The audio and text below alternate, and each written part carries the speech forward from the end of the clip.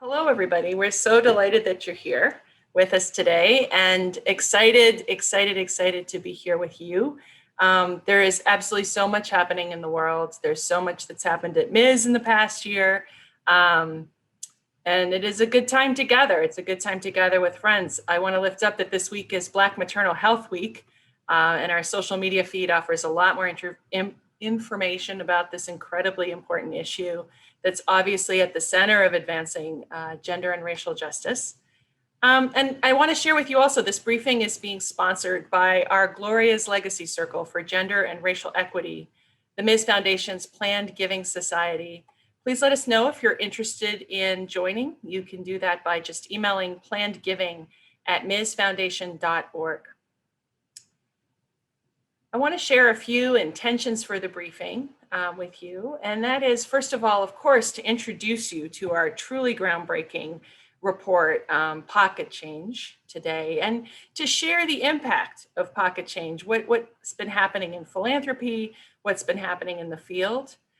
We have a very, very special treat for you today. You're going to get to hear directly from the field, from an incredible expert and activist and former grantee partner of the Ms. Foundation, about some strategies that women and girl of color led organizations are using in order to meet their community's needs right now in real time, and doing that while dealing with very limited funding. Another intention of the presentation today is to provide you with a general overview of the research methodology and findings. And I want to name right now that we had an incredible partner in the consulting firm Strength in Numbers in doing this research for Pocket Change. And we have Samjin Fraser with us today. They will be in the background for most of the presentation, but they're there to really help you answer any questions you may have about the research. So do locate in the bottom of your screen that Q&A button. You're going to want to use that throughout the presentation to make sure that we are aware of any questions that you have, and do that at any moment in time. That is live now. When you ask a question, it will not be visible to the whole audience. Samjin will have a look. If it's about the research, they're going to come back to you. Once the question's answered, then the whole audience may be able to see it, unless the answer was just something that you personally needed, and that can be responded to one-to-one. So do continue to use that throughout the time together today.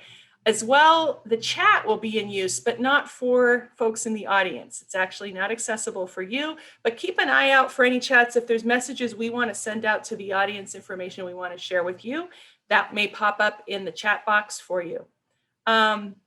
And without anything further, I'd like to introduce our fearless leader. Teresa Younger is the CEO and president of the Ms. Foundation. She is a longtime activist, advocate, and renowned public speaker, organizational strategist, and just a proven leader in philanthropy and the policy sector as well. She's been at the Ms. Foundation now for almost 7 years, and is the member of many boards, including Grantmakers for Girls of Color, which she helped to co-found, Funders for Reproductive Equity, Philanthropy New York, Black Funders for Social Justice, Gucci Chimes for Change, and many others. I won't embarrass her anymore. I'll just let her come to you herself and tell you a little bit more about what's going on at Ms. Thank you so much, Ruth. Hello, everybody. It's so great to see you today. And you know, in this moment in time, our days are as filled as they have ever been. And I am just honored that you have chosen to spend some time with us this evening and hearing from my colleagues, both Ruth, and you will hear from Ellen Liu shortly, and my colleague in the field, Cassandra Welchin, who is also, I'm privileged and honored to say, all of these folks that I get to work with are also my friends. And I'm thrilled that they have joined us today for this conversation. I have to tell you, speaking to you today is almost like a dream. Ruth mentioned that I've been with Ms. for nearly 7 years, and Ellen and I actually last week were kind of giggling at the fact that how far the Ms. Foundation has come. Today, we are going to share with you our newest report, Pocket Change, How Women and Girls of Color Are Doing More with Less.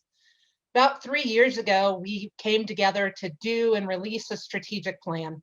In that strategic plan, we were really clear about wanting to build on women's collective power, to build power and advance democracy. And at that time, I remember being in our conference room at the Ms. Foundation offices and thinking at that moment, what would it look like if we had a real definite story to tell about women and girls of color? Not as a sole identity, but as a power statement, as a place to challenge philanthropy and the field and the policy about what we wanted to see. We have known and know that women and girls of color in almost every single community have been leading almost every single social justice movement activity that has taken place. We are the voices of our families, of our communities, and of the things that we care most about. Oftentimes, we are doing it at the sacrifice of ourselves. And we knew that to be true. But when we at the Ms. Foundation decided that we were going to lift up the work of our strategic plan, which was to center women and girls of color in the pool of inequality, we wanted to drop a pebble. And in that pebble, we thought women and girls of color are where we want to do that. And so when we dropped that pebble, we realized we didn't have a starting point. We didn't actually even have a baseline for the conversation. We could just say things like women and girls in this country were getting 1.25% of all philanthropic dollars. Well, but what was happening for women and girls of color? So we went into a partnership with Strength in Numbers, and we asked them to help us ask this question. You're going to hear all the details, but here's the top line. Women and girls of color in this country continue to do more with less. On average, pre-2020, and we'll get into that in a moment, pre-2020, $5.48 were being allocated by philanthropy to each woman and girl of color in this country. That is the cost of a latte. That was it. They were doing it once, they weren't doing it 2 or 3 times. And so what we realized was, as philanthropic leaders, as the first public women's foundation in this country, one of the oldest in the world, we needed to be able to tell the story by data, because that's what people responded to. And we knew, because we know our grantee partners, that they were doing the work. And they were doing it in all the ways that we knew. They were approaching it from multiple strategies with multiple issues, answering what their communities needed to happen. That is why at the Ms. Foundation, we continually fund general operating support. And it is why in this moment in time, when we are celebrating Black Women's Maternal Health Week, we are in the middle of watching a trial of a Black man who died when somebody placed their knee on his neck. We saw another Black man die. We have heard of young women and girls in our Indigenous sisters who are missing. And we have communities who are struggling to hold themselves together. And we are watching policy happen across this country, which is marginalizing and silencing our trans siblings. This is a time more than ever that Ms. is needed. This is a time more than ever that we need to be able to tell with data and then support with story and narrative what is happening. It is women and girls of color in this country that are making it happen. I couldn't be any more excited about this data. It is a validation of what we know. And though we have seen in the past little bit a real pivot towards, oh, wait, there are women and girls of color doing this work, it has been hundreds of years of oppression and not one day of celebration. It is not magic that Black women do their work. It is not magic by which our Asian and AAPI sisters are having to stand next to others and create art that shares a story. This is happening out of intention and with sacrifice. We are challenging philanthropy as we move forward to name it, to track it, and to increase it. You'll hear all about that when you hear the data that's going to be coming up. But it is not enough. It is not enough for $5.48. It's not enough to even double that. It needs to be half of all philanthropic dollars need to be going to women and girls, particularly women and girls of color who are doing work in their communities. I am privileged and honored and filled with pride every day to do the work that I get to do at the Ms. Foundation. And for 7 years, this has been my dream job and will continue to be my dream job because we have the data and I get to work with the women and the men and the folks that are out there that are doing this work. I am thrilled with this report. I know that you will find it too. And what makes me most proud, it is those in our funding community, those other women's funds, those other grantee partners out there who are using this data to tell their story, to reinforce their story. The report is broken down by state. The report is broken down by race. And in partnership of Strength in Numbers, we also have fact sheets. You're going to learn all about that. We're thrilled that you were able to join us today. Thank you so much for being with us. And I know you're going to just love this hour. Thank you. Thanks so much, Teresa. That was great. You can tell we're on fire for pocket change, and we know you're going to be as well by the time this is over. It is my pleasure to introduce our groundbreaking national research study, Pocket Change, How Women and Girls of Color Do More with Less. And to present the findings and the impact of this research, I want to introduce my wonderful colleague, Ellen Liu. Ellen is the Senior Director of Capacity Building and Learning, and she's been at the Ms. Foundation for 10 years now. Thank you so much, Ruth, for that warm welcome. I'm going to start to share my screen. Please bear with me. Okay. So welcome to this presentation on Pocket Change, How Women and Girls of Color Do More with Less. I'm just really delighted to present this important data and research to you all today. And as Teresa said, the seeds of this work started when Ms. shifted our strategic plan to fully center women and girls of color. And this was a very intentional step, as we've always recognized women and girls of color as pivotal frontline leaders and organizers in the social justice movements for equity and democracy. When we began explicitly centering women and girls of color in our strategy, Ms. also wanted to understand how other foundations are or aren't investing in women and girls of color, and we wanted to understand the landscape. So this fund tracking research is novel research. It has never been done before in a systematic and data-driven way, and Ms. is just, we're really proud to be the initiators, the agitators, the co-conspirators, if you will, for this important work. And we'll continue to track this work, as Teresa said, with the goal of catalyzing increases in funding for the exciting, crucial movement building work that women and girls of color are leading across the US. When we say women and girls of color, I just want to first take a moment to speak about what that means in detail. We say that organizations can identify as by and for women and girls of color. We want to respect their agency. However, we want to also recognize that it's not a perfect term for all of the groups that fit within that. And in fact, the researchers at Strength in Numbers did some intentional building of solidarity to make sure to be explicitly welcoming those organizations, about half of who took the survey, who identify as serving a specific subpopulation of women and girls of color, including Black African American or African American diaspora women and girls of color, Latina, Hispanic or Spanish, Asian, Asian American Pacific Islander women and girls of color, Indigenous, Native American and First Nation, American Indian, Native Hawaiian, Arab American, and Middle Eastern women and girls of color. We were also explicit in including trans women and trans girls in the term women and girls of color.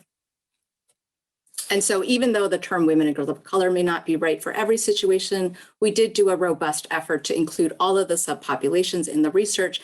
And this can be very useful, especially in looking at the funding disparities that happen across these different subgroups. So my presentation will be divided into two parts. The first part is about the organizations who are by and for women and girls of color and the work that they do and how funding is reaching them or not reaching them. And the second part is about the size of the pie, including what funding sources organizations have and what are the barriers to foundation funding. The research conducted was multi-methods. Strength in Numbers did a survey of 979 organizations by and for women and girls of color in the US and territories, and this about 1,000 organizations responded. We were really thrilled with this robust response. They also did a targeted request and analysis of about 4,000 grants from Candid, a foundation giving in 2017. They also did a survey of 23 foundation donors that are committed to giving to women and girls of color. And then they used census data to understand how resources are distributed compared to the need.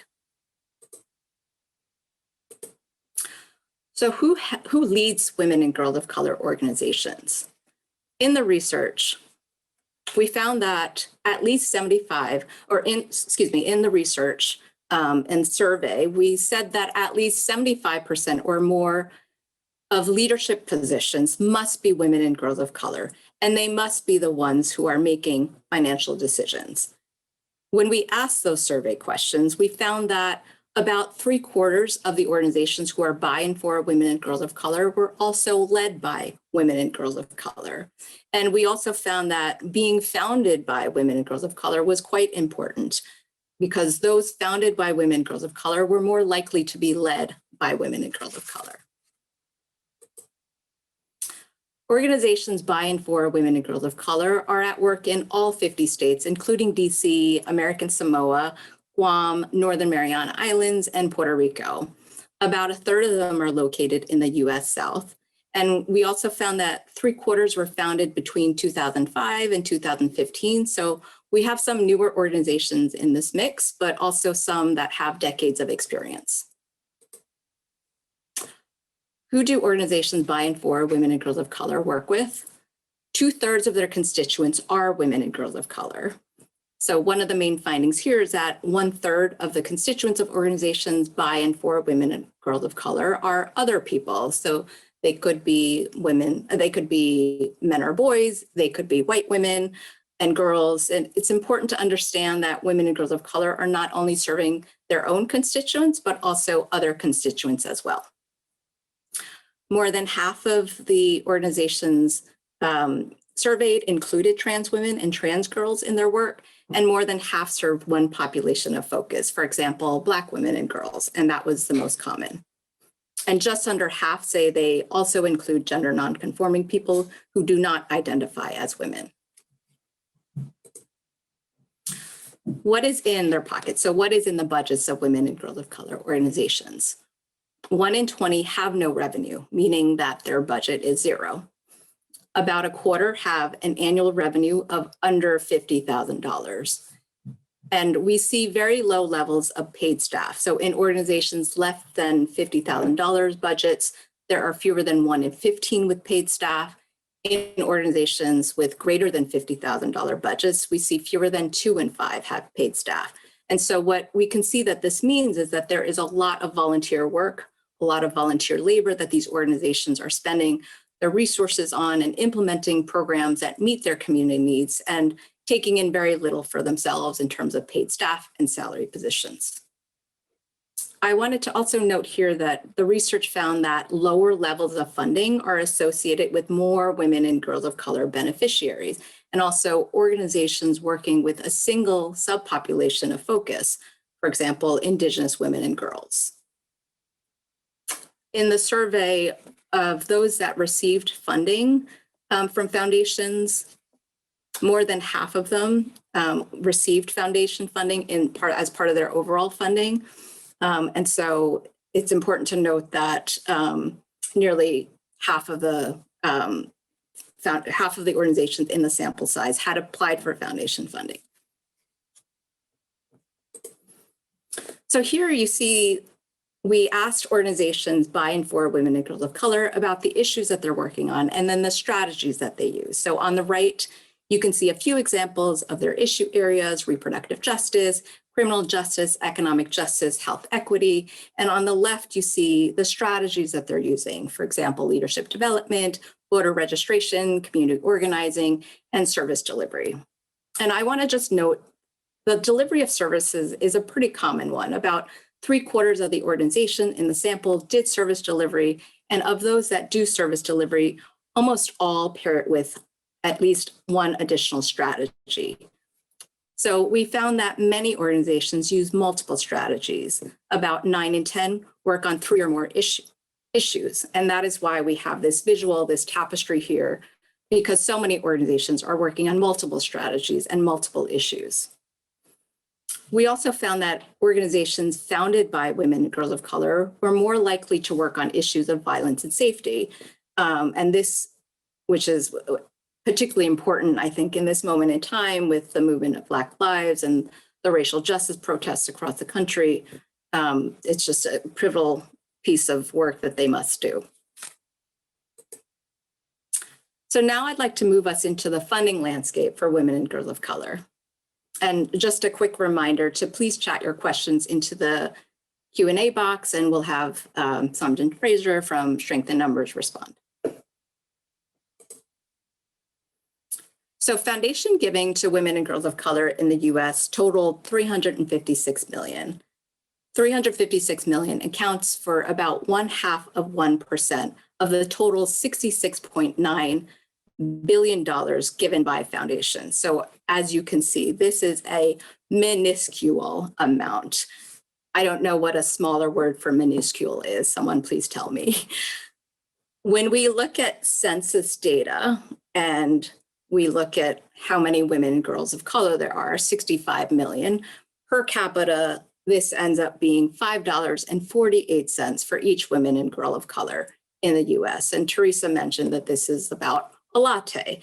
This is really a dismal situation.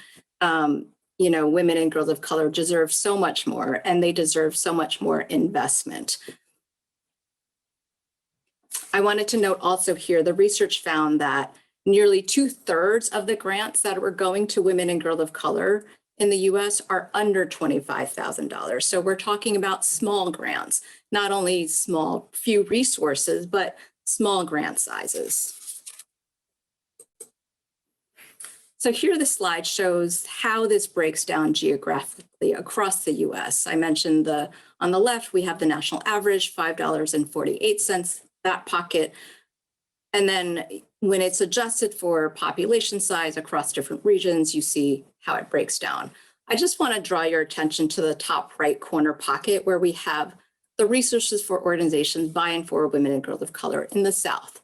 That average is $2.36, the lowest in the nation. That is less than half the national average. And I want to note here that this data played an important role in the Ms. Foundation in deciding to focus our newest grant-making initiative, Ms. South, in the geographic South. And we'll hear later in the hour from Cassandra Welchin, a longtime grantee of the Ms. Foundation for Women, working in the state of Mississippi. I want to talk here about the types of work foundations fund versus the type of work organizations do. Across the bottom here, you'll see the different strategies that organizations by and for women and girls of color use. And we highlighted here the stark disparities between the organizations that are doing service delivery as compared to the donors who are willing to fund organizations doing that service delivery. The same is true for voter registration efforts. As you can see, the orange bar is really out of proportion to the blue. So there's some disjoint here between what foundations fund and what organizations do. And this is especially important to highlight whether foundations are giving general operating support or not, because general operating support allows groups to use the dollars flexibly and to determine the needs on what needs to happen in terms of how they work.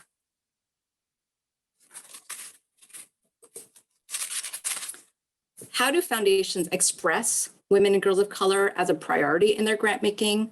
Strength in Numbers interviewed 23 foundations who are committed in this area.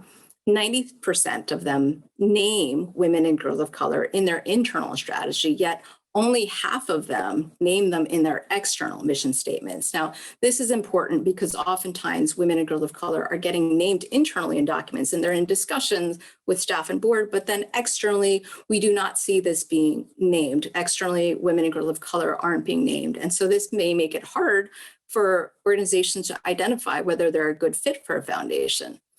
Now, the majority do not name women and girls of color in their call for proposals or applications. And this is even more significant.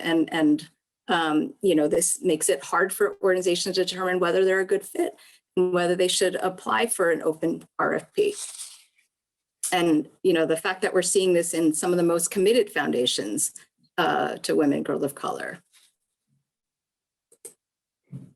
This slide is about the barriers that organizations by and for women and girls of color face in foundation funding. And you'll see that this maps onto some of the behaviors we just saw in the previous slide with even the most committed foundations.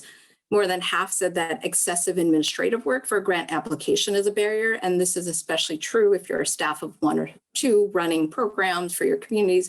You simply don't have the time to devote to writing a complex application. And this is something that I want to highlight that Ms. has really been working on to streamline and ease the burden of applying. More than half of the organizations by and for women and girls of color said that funding opportunities do not include the population or groups that they work with. And just under half said that funding opportunities don't include the types of work that they do. Again, a reference to our earlier discussion about the multi-strategies and the issues women and girls of color work on. So I'm going to stop there and I will turn it back to my colleague Ruth, and she will tell you how Ms. is taking action.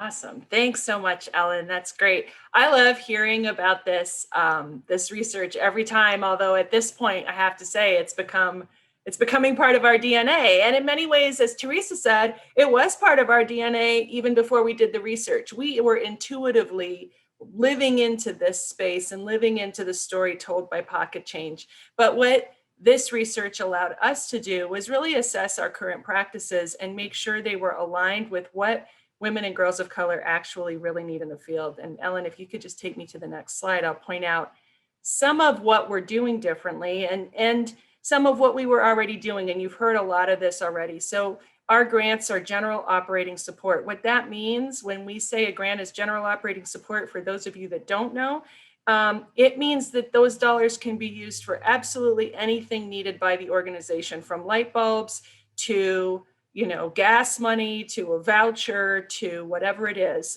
There are no strings attached. It is flexible funding. We believe in trust-based open communication. We definitely maintain a low burden application and reporting process. We're really looking for the voice of the organization, the voice of the leaders. We're following that wisdom. And we want to make sure that we're providing adequate support for power building strategies, including, as you heard detailed in that data, the need for support for voter registration, support for community organizing, leadership development, and then finally, support for capacity strengthening. And I want to note, because things change fast at Ms., that I did provide you with a wrong title for Ellen a little earlier. Our work around capacity building is actually Ellen Liu's baby. And so her correct title is Senior Director of Grant Making and Capacity Building. And she oversees this incredible work to make sure that each of our grantee partners have the resources they need, have the technical supports they need, that the EDs of our grantee partners get coaching as they need it and mentorship. And we're looking at also how are we supporting the capacity of the leaders coming up, because when you want to sustain a movement, you actually have to look long term and take that long view. And that's what the research here is telling us to do as well. Ellen, if you could go to the next slide. So our response to this research are we on the next slide? My bad. Sorry about that. Continue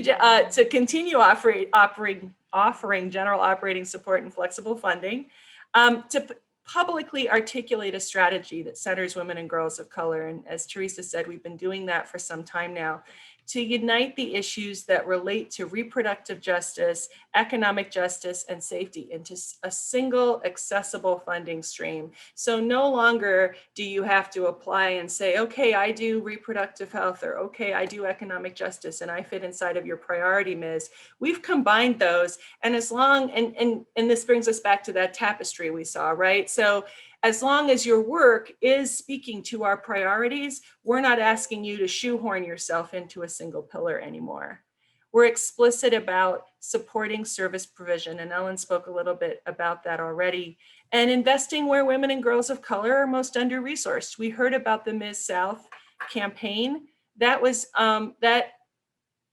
grant opportunity was an open call, which is really, really exciting because it actually took us out of our sort of our comfort zone. It was us pushing into a new space where we weren't invitation only for Ms. South. We actually opened that up and widely promoted the opportunity to all sorts of folks. And we're really, really happy to see the response. We received almost 400 letters of interest from organizations and women and girls of color leaders across the South.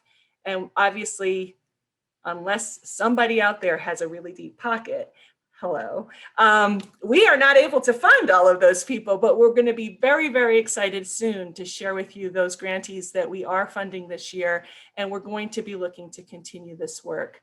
Another unique funding mechanism that I just want to quickly touch on is the Activist Collaboration Fund. Through our efforts to raise additional funds this year, we've actually been able to roll out this very special fund twice, and we'll be doing so with yet another series of set of grants this spring. The Activist Collaboration Fund is a little different from our general portfolio, which is a 2-year. When you're in our general portfolio, you get a 2-year grant, and it's between $25,000 and $50,000 a year, so a total of $50,000 to $100,000 a year for each grantee partner.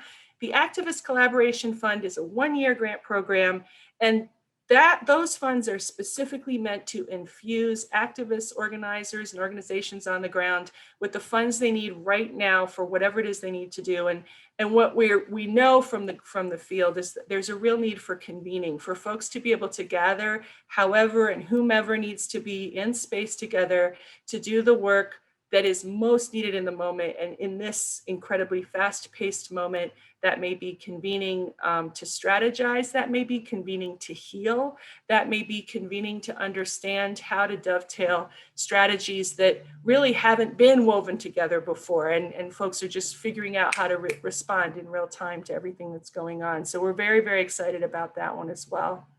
Ellen, could you take me to the next slide?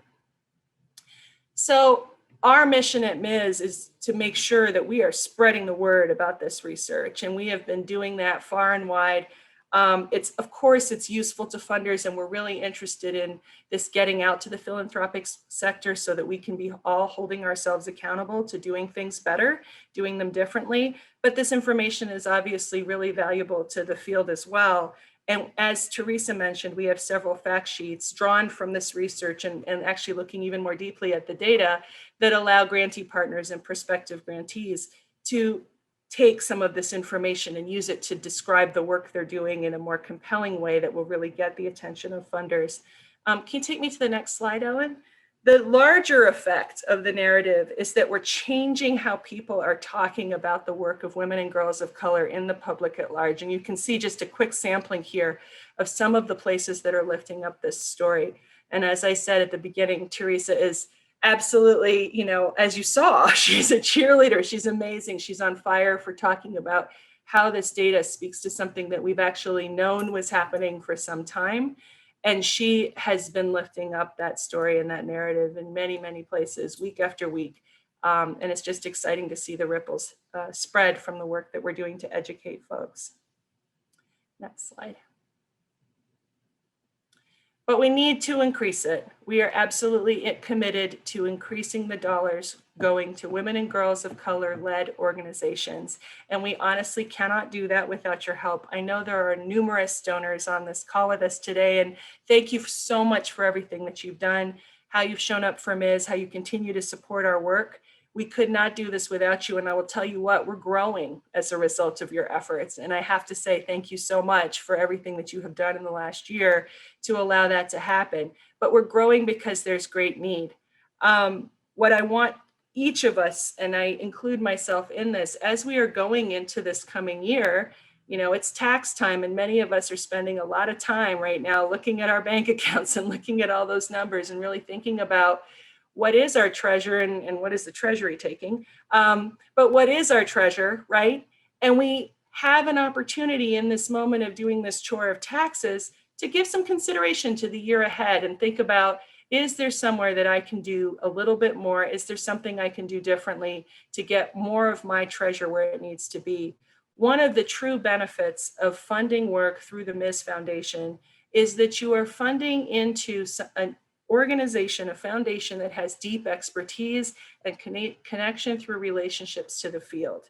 So when you give dollars to the Ms. Foundation, you are actually impacting organizations who we have been able to identify as absolutely making a difference where they are, connected in really strategic ways in regional ecosystems. And you can rest assured that what you are doing with your generosity is really, really moving the needle for folks doing the work on the front lines.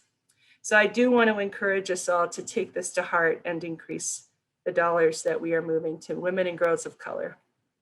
Finally, quickly, we're committed to sustaining this. As I said earlier, that means sustaining in the field, the leadership coming up, new generations, but it's also a commitment to the long term, and we're absolutely in it for that. Ms. has been around for almost 50 years, and we will be here until this work is done. So thank you for spending this time and hearing about this research. At this point, I'm going to pass it back to Ellen to introduce our special guest, and you're going to get to hear right from somebody doing the work right now. So I'm delighted to introduce Cassandra Welch Lin. Cassandra is an advocate, an organizer, and agent of change whose work spans over 15 years of advocating for public policy and social justice. She's currently the executive director of Mississippi Black Women's Roundtable, which is an intergenerational civic engagement statewide network committed to building power and ensuring Black women and girls' voices, stories, leadership, and expertise are elevated. Prior to this role, Cassandra co-founded and launched the Mississippi Women's Economic Security Initiative, an ambitious progressive agenda focusing on expanding childcare, healthcare, living wages, paid family leave, and protections from domestic violence. Cassandra's deep grassroots organizing and her policy advocacy expertise is helping to create leadership and movement building throughout Mississippi. And I am so inspired by Cassandra's work every single day. I am truly honored to know you, Cassandra, and be in community with you. And I welcome you and pass the mic to you. Ellen, thank you so much. Teresa, and to the whole Ms. team. I tell Teresa this all the time. There's this song that says, "Do you love Ms.? I love Ms. What's wrong with you?" So I love Ms. and I hope you love Ms. too. I do. So thank y'all again for this opportunity. Just to be a part of, I've been a part of this incredible organization for a long time. And they have been thought partners with me. They have been colleagues. They have been friends. They have been sisters with me. And so it goes beyond just the philanthropic dollars. It really does, which is what I think of an organization, a philanthropic organization should be. It should be really have authentic relationships, and they do that. And so thank y'all so much. I am Cassandra Welch Lin, and I am a daughter of the South and was raised and bred right here in Jackson, Mississippi, with my mother and my grandmother, who have incredible stories. And I say all the time that my mother taught me, my mother's work taught me what justice was, and my grandmother's life taught me what service was. And those two things really birthed in me this sense of activism and a conviction around justice and truth-telling and accountability. And so I do this work because it's in my blood because of who they are. And I want to do what is right, and I want to help liberate my people. And so this report really struck a nerve on so many levels with me and with my team. And I'll get to that in a minute. I just want to say this one thing. I am sitting right now To the left of me is the governor's mansion. In front of me is the hotel in which my auntie would take me to work with her and hide me in her little cart because my mother didn't have access to childcare. Right diagonal is where my mother actually would take me to work with her and hide me in the maid closet because she didn't have access to childcare. And then right to the right of that is the power seat, our state capitol. And here I am sitting right in the center of all of that, which grounds me right now into my purpose and into this conversation, right? That I'm surrounded by all these interesting power seats that has the opportunity to really change the outcomes and the life of Black women and girls in the state of Mississippi. And I do this work because of them, and I have a unique opportunity to do that, and Ms. supports that work. So let me just say this report. So when I heard about this report, the thing that kept sitting with me was pocketbook. And I just kept seeing my grandma's pocketbook. I kept seeing that. And I began to, and I had a staff meeting, and I kept saying, y'all, you got to see this report. And so we started talking the report. And then I said, but it reminds me of my grandmama's pocketbook.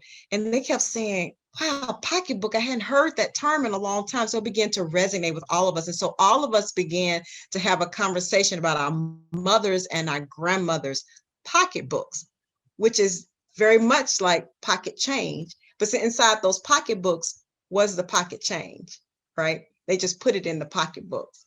And it was those pocketbooks that they did more with less, right? And it was the coins that my grandmother would send me to the drugstore with to just go pick up some light bread, right? Or go down to the grocery store and get some lunch meat. And so we kept talking about it, and we had this probably an hour-long conversation about our grandmothers and our mothers' pocketbooks. And it took me back to a time where I was at the grocery store, and it happened often with my mother. I'm the eldest grandkid. And it was my job, to go to the grocery store with my mama on a Saturday morning. And my mother was on food stamps, and I'm one of 3 girls. I'm the eldest girl.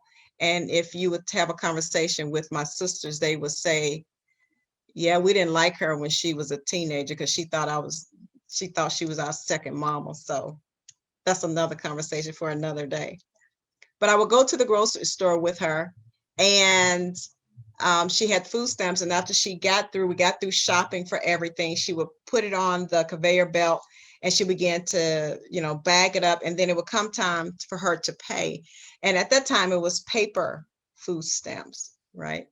And so she would tear it off, and then they would say, well, you don't have enough money. And she would go into her pocketbook, and she would dig up all the change, and then she would count it out. And it was a lot of pennies, a lot of coins, a lot of nickels and pennies. And sometimes it just wasn't enough, and we had to put back certain groceries. And I remember that, and it happened often. And again, this report speaks so much to not just my story, but to the stories of the women in Mississippi and really across this country that really are struggling just to make ends meet for their family of 3 or their family of 5, right? Or even for, the senior grandma who is on a fixed income and she still can't pay for her medicines, and she's digging in that coin book, that pocketbook, to just pay for half of her medication. And so this report really does speak so much to the economic security of our families. And economic security isn't just about that household, it's also about that local economy, right? And so while it speaks to my family, it speaks so much to the women in Mississippi, where we know the households in Mississippi are led by single women. right? They are the co-breadwinners and the breadwinners of their households in the state of Mississippi, right? The poverty rate, right, when we're talking about it, it's those single moms, but also it's Black women, right, in the state of Mississippi. And when we look at it across the South, it's in the South as well. You know, Ellen talked about how much the investment is in the South for, you know, that goes to Black women and girls, $2.36. That's pretty low. And reminds me of, again, not only poverty wages, but also wages of how, you know, women were getting paid during Jim Crow era, right? And when our labor was never, ever truly appreciated, and we always had to fight for just wages just to live. And so this speaks to our policy advocacy work, the Mississippi Women's Economic Security Initiative, where that actually Ms. helped fund. They helped seed that work. We were the first ones in the South to launch such a progressive policy initiative where we heard from women about what you need to be economically secure. And these women said we need access to childcare, we need higher wages, we need better jobs, we need better job opportunities to really grow up the scale, right? We heard from women saying we needed access to healthcare. And so we heard from those women, and that's what helped build this policy agenda. But we was able to get deep into what was happening in their families, right? They were really choosing between their job or their child, right? It was pretty hard. And what person, where's the dignity in that? Where's the dignity in my mother hiding me in the maid closet, you know, so that she could go to work, but she didn't have enough money to pay for childcare, right? But yet her building was right across the street from the state capitol, who had the authority and the power with the stroke of a pen to raise the minimum wage. And so this is what we're talking about, here. And so we have been pushing for equal pay for equal work. You know, Mississippi is the only state right now without an equal pay law. So Black women are making 56 cents on the dollar. That's pretty low. And so she's losing over the course of a year, over $20,000, right? And so a year. That's a lot of money that can go towards childcare, buying a house, putting away retirement, all those kinds of things. But there's a lot of inequity that exists. And so these are some of the economic issues. And during the pandemic, our policy advocacy work became even more relevant.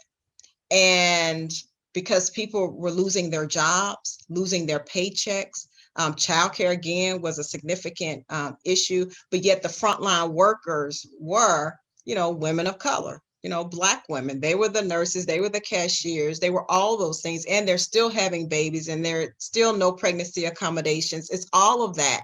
And so the pandemic really elevated this issue around investing or the disinvestment of, you know, Black women and women of color in Mississippi, but in the South. And so for us, we began to really want to hear from, again, these women to say, what is it that you're dealing with, you're struggling with, and then how do we use that? And this data is so awesome and so incredible. How do we use all of that then to push for better kinds of policies after we get the basic needs met of our people? And just recently in Mississippi, we had, and some of you all might have heard, we had a storm that happened. The winter storm occurred. And that winter storm, not only are we talking about the COVID, the pandemic, we're also talking about the racial pandemic that occurred over the summer. So we got the pandemic, health pandemic, the racial pandemic, and then just the spring, we had the winter storm that really highlighted, one, I believe, climate change, and then it highlighted the disinvestment in Black community and the water crises. We had a significant water crisis where we went almost a month in the city of Jackson without water. And so here we are trying to meet that need. And we had to do things as far as doing water drives for people, helping people find or pay for laundry services, just because they lost wages, because their businesses were closed, because pipes were frozen, and so they lost water. And so Ms. did some incredible work with us. And again, they're so phenomenal and so awesome, just great partners. Ms. is a partner with us. They use their connections and resources to connect us to people who could help us help provide laundry services for the community. And so these are some of the things that we are grappling with, we're dealing with, trying to meet the needs, but we know that policy and voting is so key to moving the needle and shifting power. And so I'm just so thankful to Ms. for the work that they're doing and for this report. And we are using it to talk about how the power of the pocketbook can, women can do a lot more if they had a lot more. Thank you so much, Cassandra. And I got to say, we have no questions in, and and I'm going to assume that's because everybody's riveted, as I just was. And I think I'd like to use the last few minutes we have together to just talk with the three of you. I have a couple of questions, but what's really resonating for me is this idea of power and this image that you share, Cassandra, of the state capitol building, seat of power, and this powerful mama who was doing what she needed to do to make it work, right? And to me, those are those are incredibly powerful images, both of them. And so much has changed in terms of shifts of power over the last year in philanthropy.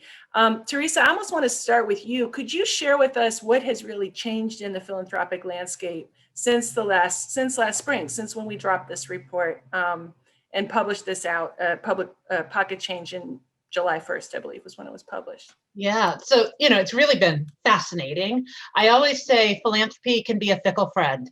And right now, women and girls of color are a place where people are looking, right? So we, in the past, I would say in the past 3 months alone, right? We have now the Black Girl Freedom Fund, raising $1 billion for Black girls. We have the Black Feminist Fund. We are seeing dollars moving in corporate philanthropy around Goldman Sachs and some other places that are looking to commit dollars. And yet, it's not enough. We are seeing more money move. We do know that the past year has kind of had an aha moment. For us at the Ms. Foundation, we have known for a very, very long time, maybe almost 50 years, that women and girls of color have been doing this work. They are doing it in their community, and Cassandra gave us some great examples. And we have invested in that over time. Philanthropy is just now kind of realizing and having its own racial reckoning with the role and the intersection of race and gender.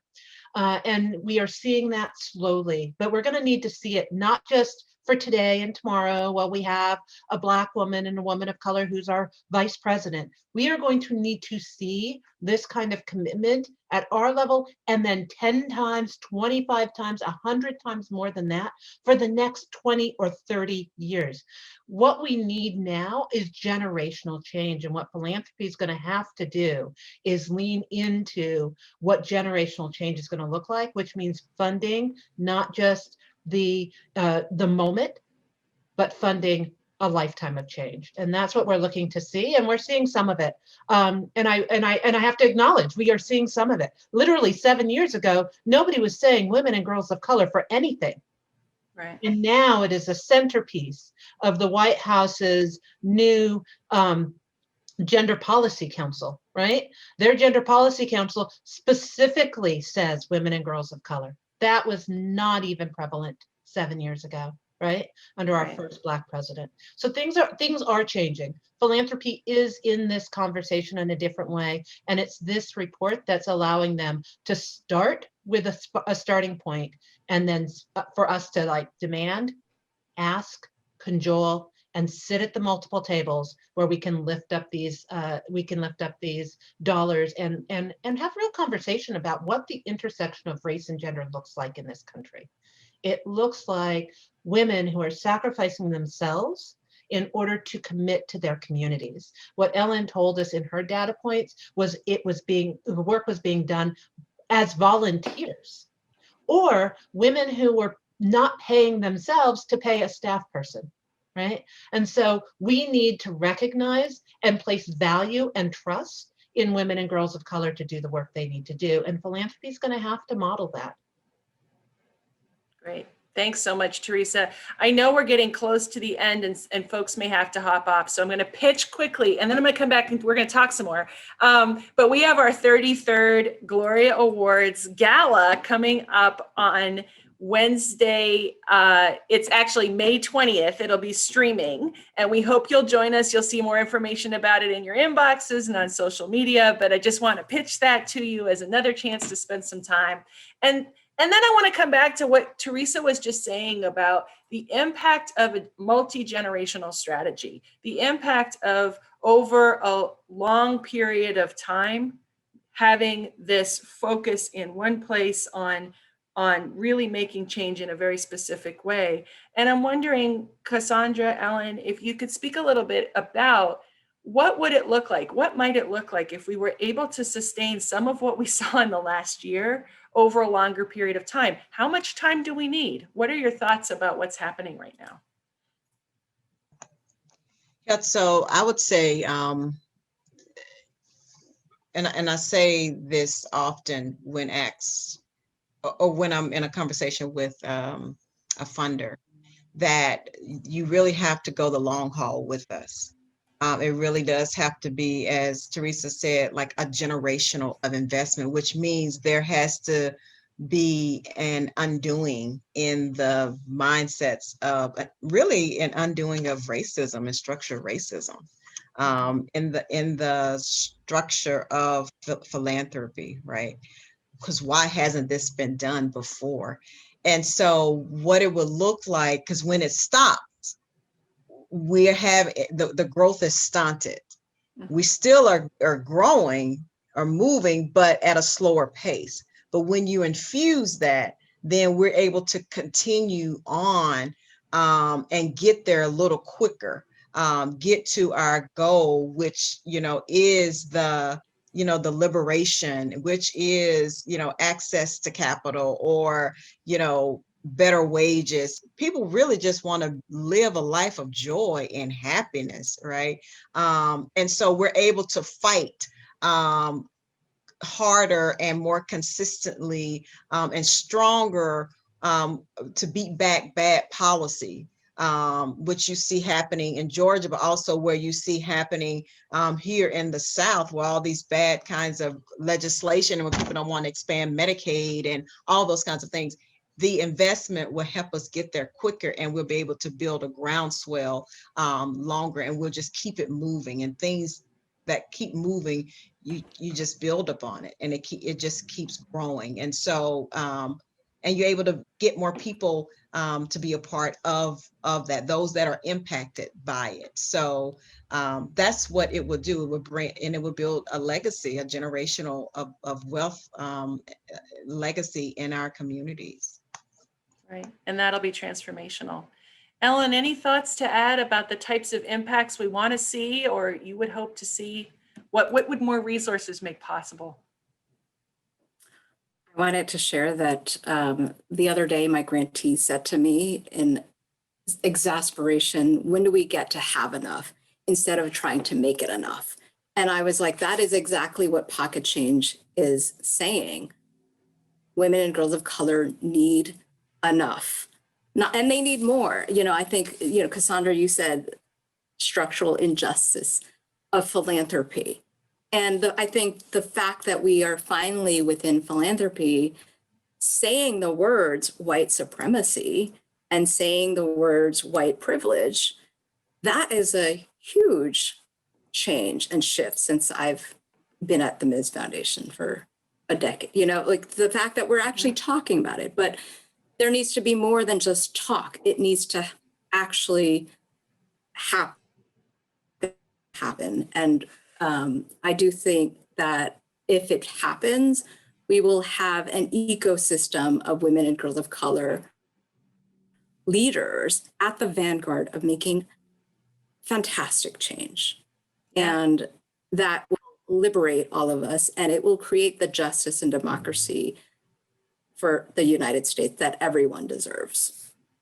I believe that wholeheartedly. This is how we get to the vision we have for our democracy. This is how we get to our vision of a world where it's possible for anyone, any woman or girl, to have all of the opportunities she needs to be who she can be and do what she can do, what they can do in the world.